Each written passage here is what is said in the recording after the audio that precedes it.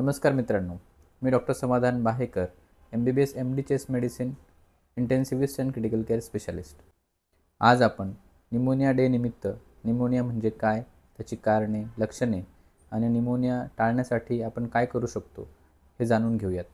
तर निमोनिया म्हणजे फुफ्फुसांचा संसर्ग. हा एकतर व्हायरल, बॅक्टेरियल किंवा फंगल असू शकतो. यामध्ये फुफ्फुसांमध्ये पाणी जमा होणे, फुफ्फुसांना सूज येणे, तसेच सिक्रिशन्स जमा होऊन ऑक्सिजनची देवाणघेवाण न होणे.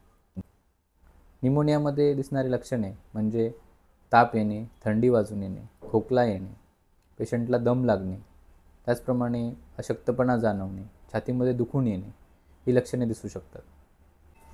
निमोनियाचा जास्त धोका कुणाला असतो तर 5 वर्षाखालील पेशंट्स, वयोवृद्ध लोक, त्याचप्रमाणे ज्या पेशंट्सना शुगर, BP, हृदयाचे आजार, फुफ्फुसांचे आजार जसे की अस्थमा आणि COPD हे आहेत, अशा पेशंट्सना निमोनियाचा जास्त धोका असतो.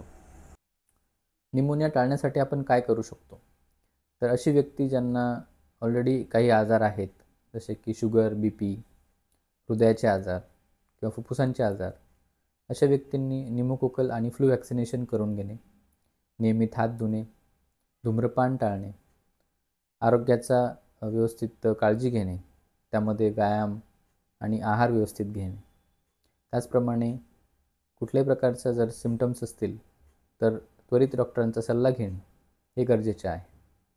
तर मित्रांनो, भेटूया पुढच्या व्हिडिओमध्ये. निरोगी राहा, काळजी घ्या. थँक्यू.